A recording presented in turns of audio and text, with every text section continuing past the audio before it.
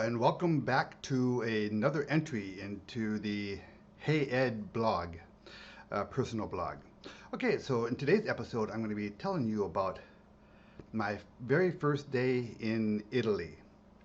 Now, in my next blog, by the way, I'm going to be talking about how I wrestled a genuine professional sumo wrestler in Tokyo when I was a young man. So um, it's a true story. All of my stories are true, and it's probably one of the funniest stories I have of my life. So look for that upcoming blog entry.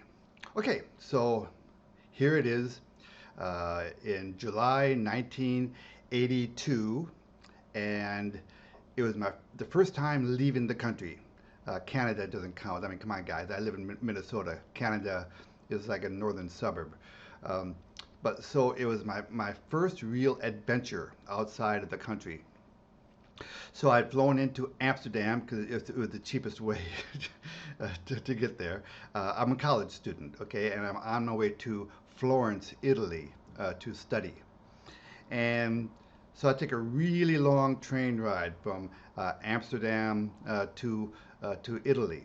And my first stop in Italy was Venice. Okay. Um, Now, when I got off the train, I had not. The train ride, I swear to God, took about 3 days to get from Amsterdam because I took the local train. Right, it made all the stops.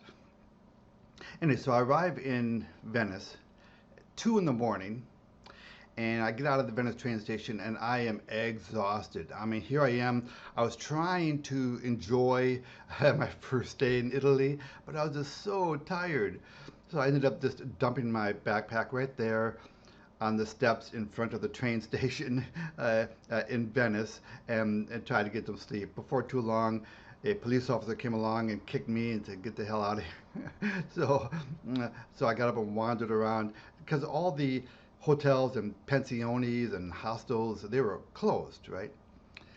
So then I found a little nook in some alley to sleep in.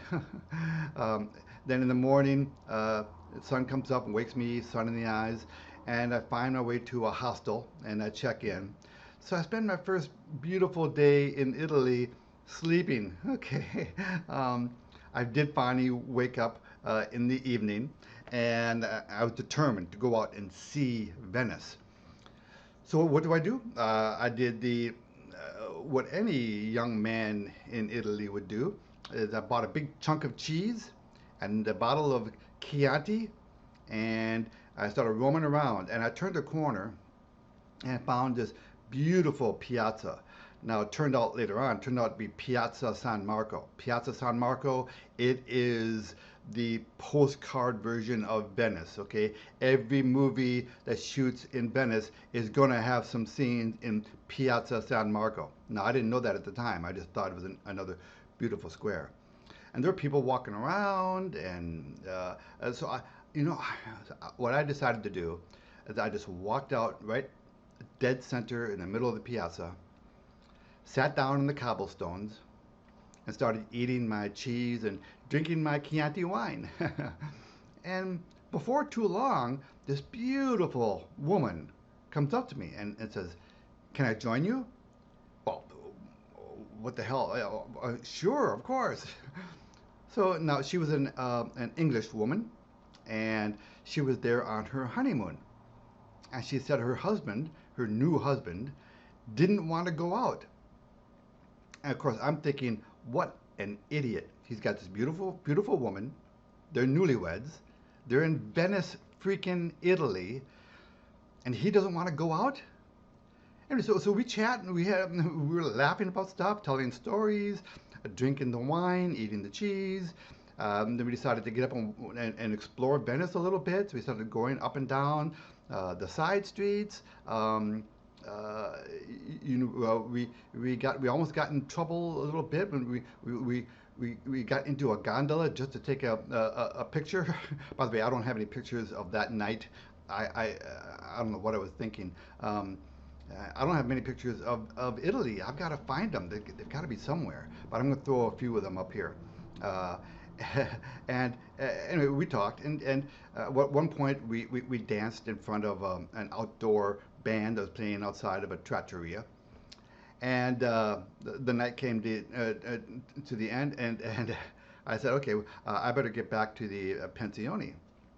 And she said, okay, and we said good night. Now, I swear to God, if the gentleman gene didn't run so deep inside of me, that night could have ended much differently. I'd have a much different, but I'd feel terrible about it.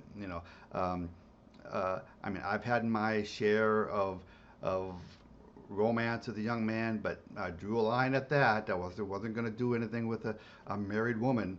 Um, uh, but I still have that image in my mind that I'll never forget. It was a wonderful, wonderful day as it turned out to be. It would have been a little bit better if maybe she were single. But that was my story, sitting in the middle of Piazza San Marco, eating cheese, drinking Chianti, and just soaking up Venice. And then the next day I moved on to Florence. Uh, okay, so maybe it wasn't that fascinating a story for you guys, but I'm trying, okay?